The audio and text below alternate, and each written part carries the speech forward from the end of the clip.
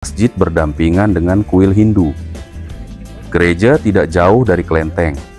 Belum ada negara yang bernama Indonesia. Belum ada negara yang bernama Malaysia. Disinilah muncul kisah kapal legendaris Flor de la Mar.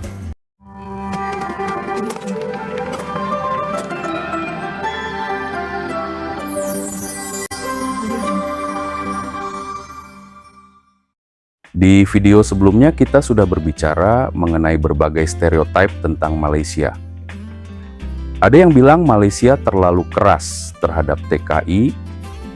Ada yang merasa Malaysia sering mengklaim budaya Indonesia. Bahkan hubungan kedua negara sering naik turun. Namun setelah saya datang langsung ke sini, saya semakin sadar kalau ingin memahami sebuah bangsa, jangan hanya melihat berita hari ini, lihatlah sejarahnya. Karena sejarah selalu menjelaskan mengapa sebuah negara menjadi seperti sekarang. Dan hari ini, mari kita telusuri bersama. Saya memulai perjalanan dengan sesuatu yang paling mudah menyatukan manusia. Makanan. Saya mencoba nasi lemak.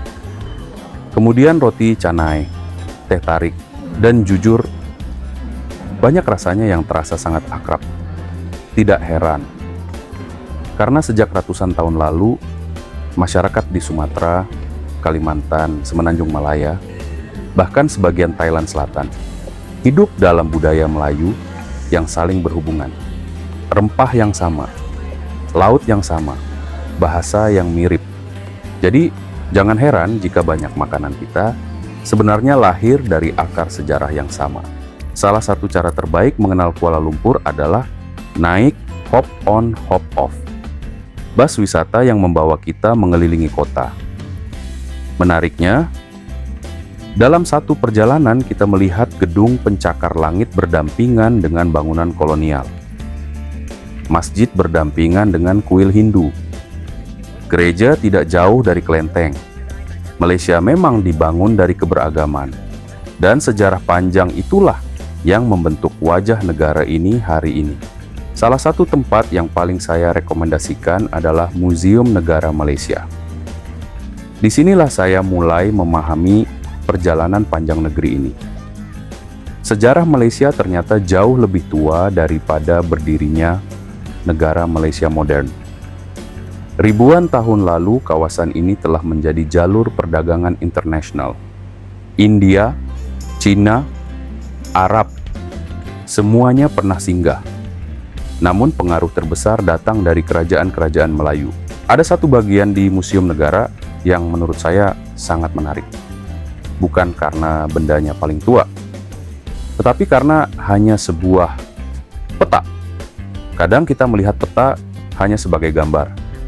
Padahal bagi seorang sejarawan, peta adalah cerita. Cerita tentang bagaimana manusia berpindah, berdagang, membangun kerajaan, bahkan berperang. Kalau kita melihat peta Asia Tenggara berabad-abad yang lalu, ada satu hal yang langsung terlihat. Belum ada negara yang bernama Indonesia. Belum ada negara yang bernama Malaysia. Belum ada Singapura, Brunei, ataupun negara-negara modern seperti yang kita kenal sekarang. Yang ada adalah jaringan kerajaan, pelabuhan, dan jalur perdagangan yang saling terhubung melalui laut. Lihat posisi Semenanjung Malaya. Tepat di sebelah Sumatera, diapit oleh Selat Malaka, salah satu jalur pelayaran terpenting di dunia sejak lebih dari 1000 tahun yang lalu. Siapapun yang menguasai selat ini memiliki pengaruh besar terhadap perdagangan antara India, Timur Tengah, Tiongkok, dan Kepulauan Nusantara. Karena itulah kawasan ini sejak dulu menjadi rebutan banyak kerajaan, bahkan kemudian menjadi incaran bangsa-bangsa Eropa. Dari peta ini kita juga bisa memahami mengapa pengaruh kerajaan-kerajaan Nusantara begitu luas. Pada abad ke-7, Sriwijaya berkembang sebagai kerajaan maritim yang mengendalikan banyak jalur perdagangan di kawasan ini. Pengaruhnya menjangkau berbagai pelabuhan di Sumatera, Semenanjung Malaya, hingga wilayah lain di Asia Tenggara. Beberapa abad kemudian, Majapahit membangun jaringan politik, diplomasi, dan perdagangan yang juga menjangkau banyak wilayah Nusantara. Sementara di Jawa, berdiri Borobudur sebagai bukti bahwa peradaban di kawasan ini telah mencapai tingkat arsitektur, seni, dan pengetahuan yang luar biasa jauh sebelum kedatangan bangsa Eropa. Semua ini menunjukkan bahwa Asia Tenggara bukanlah wilayah pinggiran dunia, melainkan salah satu pusat peradaban dan perdagangan yang penting. Melihat peta ini membuat saya berpikir, garis batas negara yang kita lihat hari ini sebenarnya masih sangat muda jika dibandingkan dengan perjalanan sejarah kawasan ini. Selama ratusan tahun, masyarakat di Sumatera, Jawa, Kalimantan, Semenanjung Malaya, hingga sebagian wilayah lain di Asia Tenggara saling berlayar, berdagang, menikah, dan bertukar budaya. Tidak heran jika bahasa, makanan, kain tradisional, hingga berbagai adat memiliki begitu banyak kemiripan. Jadi ketika kita melihat Indonesia dan Malaysia hari ini, jangan hanya melihat batas negaranya. Lihat juga sejarah panjang yang pernah menyatukan kawasan ini sebagai bagian dari dunia maritim yang saling terhubung. Kalau kita bicara sejarah Malaysia, kita hampir tidak mungkin memisahkannya dari sejarah Indonesia. Pada abad ke-7, wilayah Semenanjung Malaya banyak dipengaruhi oleh Kerajaan Sriwijaya yang berpusat di Sumatera. Kemudian berkembang berbagai kerajaan Melayu lainnya. Lalu datang masa kejayaan Majapahit. Majapahit bukan hanya berpengaruh di Pulau Jawa. Pengaruh politik dan perdagangan Majapahit mencapai banyak wilayah Nusantara, termasuk sebagian Semenanjung Malaya. Sementara itu, di Jawa berdiri Borobudur, salah satu mahakarya dunia yang menunjukkan betapa majunya peradaban Nusantara jauh sebelum bangsa Eropa datang. Namun semuanya berubah pada tahun 1511. Bangsa Portugis berhasil merebut Malaka. Kenapa Malaka sangat penting? Karena siapa yang menguasai Selat Malaka? Menguasai jalur perdagangan dunia saat itu. Rempah-rempah dari Nusantara, sutra dari Cina, barang-barang dari India, semuanya melewati selat ini. Disinilah muncul kisah kapal legendaris Flor de la Mar, kapal raksasa Portugis yang membawa harta rampasan dari Malaka. Namun, ironisnya, dalam perjalanan pulang kapal itu tenggelam. Konon membawa salah satu harta karun terbesar dalam sejarah. Hingga hari ini, masih banyak yang mempercayai bangkai kapal itu belum seluruhnya ditemukan. Setelah Portugis, datang Belanda, kemudian Inggris mengambil alih sebagian besar wilayah, dan pengaruh Inggris inilah yang akhirnya membentuk Malaysia modern.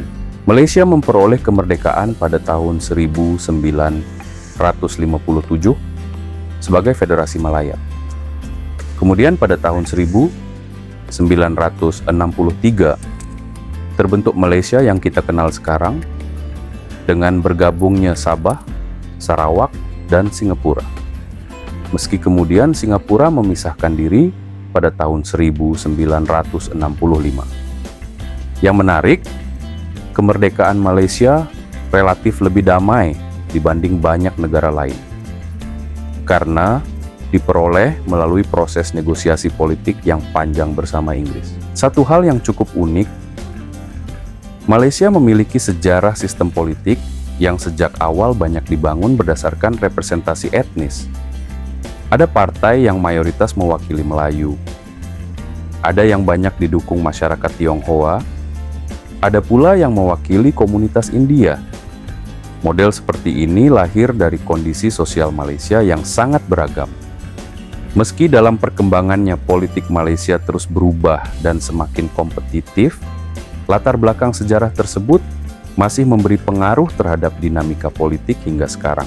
Tentu hubungan Indonesia dan Malaysia tidak selalu harmonis. Pada awal 1960-an pernah terjadi konfrontasi Indonesia-Malaysia. Presiden Soekarno saat itu menggaungkan slogan Ganyang Malaysia. Saat itu Indonesia menilai pembentukan Federasi Malaysia merupakan bagian dari kepentingan geopolitik Inggris. Namun, konflik itu akhirnya berakhir. Hubungan kedua negara kembali membaik. Dan hari ini, Indonesia dan Malaysia justru menjadi dua negara penting dalam ASEAN. Sejarah memang pernah memisahkan, tetapi masa depan bisa menyatukan. Setelah memahami sejarah Malaysia di museum, saya ingin melihat langsung di mana semuanya bermula. Ternyata, Kuala Lumpur lahir bukan dari gedung pencakar langit, bukan pula dari menara Petronas, tetapi dari pertemuan dua sungai. Visual pertemuan Sungai Klang dan Sungai Gombak. Dalam bahasa Melayu, Kuala berarti muara atau pertemuan sungai. Sedangkan lumpur berarti tanah yang berlumpur. Jadi secara harfiah, Kuala Lumpur berarti muara yang berlumpur. Pada tahun 1857, kawasan ini hanyalah sebuah perkampungan kecil yang menjadi tempat para penambang timah memulai aktivitas mereka. Dari tempat sederhana inilah, sedikit demi sedikit, Kuala Lumpur tumbuh menjadi pusat perdagangan, lalu berkembang menjadi ibu kota Malaysia yang kita kenal sekarang. Rasanya luar biasa, sebuah kota modern ternyata lahir dari tepian sungai yang dulu penuh lumpur. Pemerintah Malaysia kemudian melakukan revitalisasi kawasan ini melalui proyek River of Life.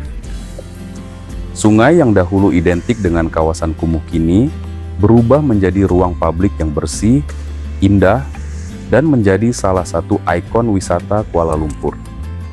Ini menjadi pengingat bahwa pembangunan bukan hanya membangun gedung baru, tetapi juga menghidupkan kembali sejarah sebuah kota. Tidak jauh dari sungai, saya melanjutkan perjalanan ke Central Market. Bangunan ini sudah berdiri sejak tahun 1888. Awalnya hanyalah pasar tradisional, tempat masyarakat menjual hasil bumi, ikan, sayuran, dan berbagai kebutuhan sehari-hari. Namun hari ini, Central Market telah berubah menjadi salah satu pusat seni dan budaya Malaysia. Di dalamnya kita bisa menemukan kerajinan tangan, batik, lukisan, ukiran kayu, kain tradisional, hingga kuliner khas dari berbagai etnis yang hidup di Malaysia. Yang menarik perhatian saya, banyak motif kerajinan, bahkan makanan yang terasa sangat dekat dengan budaya Indonesia.